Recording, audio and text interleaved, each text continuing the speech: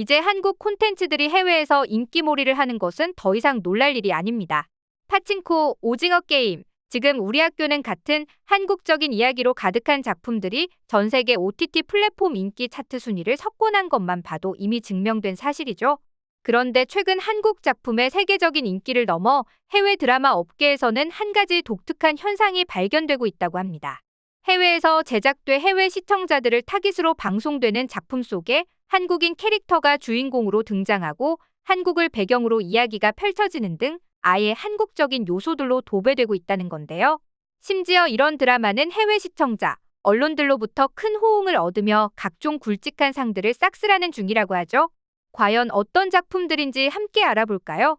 지난해 이맘때쯤 더 글로리 파트 2가 공개된 지 10주차까지 넷플릭스 비영어권 1위를 차지하며 꾸준한 인기를 얻은 바 있었죠.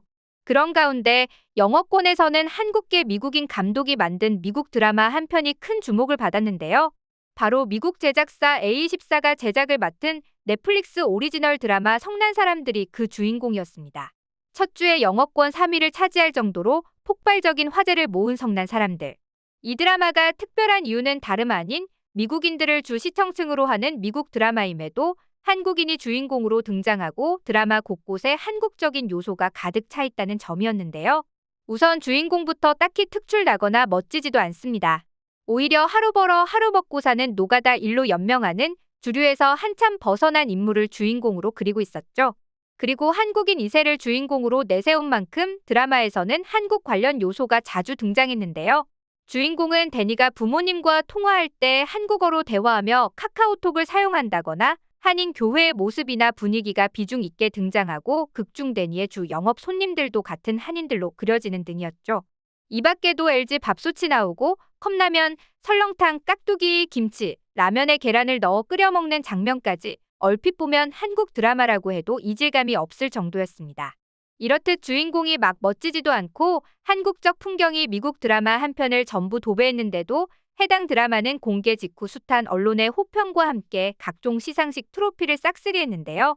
공개 이후 시청시간 10위 안에 오르며 화제가 되는가 싶더니 에미상에서 무려 8개 부문을 차지하는 기염을 토한 것입니다. 에미상의 사실상 최고상인 작품상부터 시작해서 감독상, 나무주연상, 여우주연상, 극본상, 의상상, 캐스팅상, 편집상 등 주요 부분을 휩쓸었죠. 이쯤에서 이런 의문을 품는 분들도 있으실 겁니다. 미국 내한인 사회를 보여준 미국 드라마가 이렇게 폭발적인 반응을 얻은 이유에 대해 말이죠.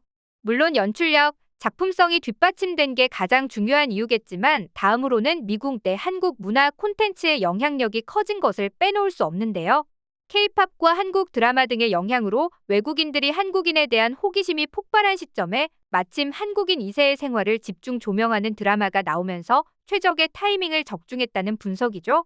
그리고 이런 현상에 대해 전문가들은 분명 한국이란 나라가 흥미로운 주제로 떠올랐다는 증거라고 입을 모으고 있는데요. 아니나 다를까 성난 사람들이 공개된 지 불과 한 달도 지나지 않은 시점에서 또 한국인을 주인공으로 내세운 미국 드라마가 공개돼 화제를 모았습니다. 바로 내가 사랑했던 모든 남자들에게 시리즈의 주인공 라라진의 동생이었던 키티를 주연으로 하는 스핀오프 드라마인 엑소 키티인데요. 이 드라마 속에는 아예 경기도 의왕시에 위치한 개원예술대학교의 캠퍼스가 주요 배경으로 등장합니다. 게다가 이미 한국 혼혈의 여주인공이 등장하는 원작도 큰 화제가 되었는데 이번에는 더욱더 높은 비중으로 한국이 등장하게 되었죠. 드라마 속 모든 장면, 모든 상황들이 한국과 관련된 것들로 도배되어 있고 극중 영어 대사와 한국어 대사가 섞여 사용되는 등 도통 한국 드라마인지 미국 드라마인지 구별이 안 될 정도였는데요. 그럼에도 이 드라마는 공개 직후 폭발적인 인기를 끌었습니다. 스트리밍 순위 사이트 플릭스 페트롤 기준 무려 50여 개국에서 1위를 차지한 것인데요. 게다가 드라마 곳곳에 K-팝이 등장하는데 BTS의 노래부터 모모랜드, 블랙핑크, 전소미, 세븐틴 등등 수많은 한국 곡들이 쏟아져 나와 해외 K-팝 팬들의 취향을 제대로 저격했다는 분석입니다. 실제로 이에 대해 미국 매체 인사이더는 엑소, 키티의 K-팝이 계속 나오는 것이 너무 좋다면서 이 드라마에는 엄청난 양의 K-팝 곡들이 등장하며 이는 정말 훌륭하다는 내용의 리뷰 기사를 내보내기도 했죠. 한 가지 더 재밌는 사실은 한국 로케이션 촬영이 있었던 만큼 극중 남자 주인공으로 등장하는 한국인 배우의 리드하에 외국인 배우들이 한국 곳곳을 즐겼다는 건데요. 이 배우는 매체와의 인터뷰에서 촬영이 끝난 후 한국 숙소 근처의 노래방, 볼링장 등에 놀러 가거나 치킨을 먹거나 했다고 밝혔습니다. 한편 이런 독특한 경험에 대해 극중 여주인공 역을 맡은 안나 캐스카트는 이번에 한국에서 살아본 것은 정말 굉장했다.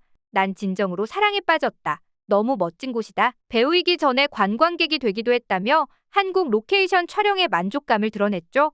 한편 위 두 드라마를 설명하다 보니 최근 일본 내에서 인기리에 방영 중인 아이 러브 유가 떠오릅니다. 이 드라마의 제목에 나를 지칭하는 아이 대신 아이가 들어가는 이유는 독특한 스토리 설정이 있는데요. 여자 주인공은 타인의 눈을 보면 사람의 속마음을 들을 수 있는데 이런 초능력 때문에 과거 연애에 상처를 입어 홀로 솔로를 자처하며 외롭게 지내고 있었죠. 그런 와중에 남자 주인공인 한국인 유학생과 엮이게 되는데 그가 한국어로 얘기하는 터라 속마음을 전혀 읽을 수 없다는 사실에 오히려 호감을 품게 된다는 설정인데요. 그러고 이런 스토리 설정에서도 눈치챘겠지만 남자 주인공은 속마음을 말할 때 전부 한국어로 이야기합니다. 그런데 놀라운 점은 일본 본방송에서는 이 한국어 대사에 대해 일절 자막을 넣지 않았죠. 그래서 한국어를 모르면 대사를 아예 이해할 수 없는데요. 보는 사람 입장에서 답답하게 느껴질 수도 있을 법한 대목이죠. 하지만 오히려 일본 시청자들 사이에서 이런 점이 궁금증을 자극해 재미를 더한다는 호평이 줄을 이었는데요. 실제로 방송이 끝난 다음 인터넷에는 남주가 했던 속마음 대사는 뭐였냐는 질문이 쇄도하는가 하면 드라마의 열성 팬들은 재방송을 시청하면서 대사의 의미를 해석하고 곱씹는다고 합니다. 이뿐만 아니라 아예 일부 성격이 급한 일본 시청자들은 한국어가 가능한 지인들이나 한국인 친구를 불러 드라마를 보는 경우도 있다는데요. 일본 내 한국 배우, 한국 드라마가 인기를 얻는 것을 넘어 아예 한국어 열풍이 불고 있는 셈이죠. 더욱 놀라운 점은 일본 민영방송의 골든 프라임 시간대 연속 드라마에서 주인공의 상대 역으로 한국인 배우를 기용하는 것은 사상 처음 있는 일이라는 점인데요. 게다가 남자 주인공이 한국인 유학생이라는 설정이 있는지라 드라마에는 비빔밥, 부침개, 라볶이 등 한국 음식들이 끝도 없이 나오죠. 한식 외에도 한국 호칭 문화, 한국 술자리 문화 등 곳곳에 한국어와 한국 문화가 자연스럽게 등장합니다. 남자 주인공을 연기한 최종엽 배우의 인기도 뜨거운데요.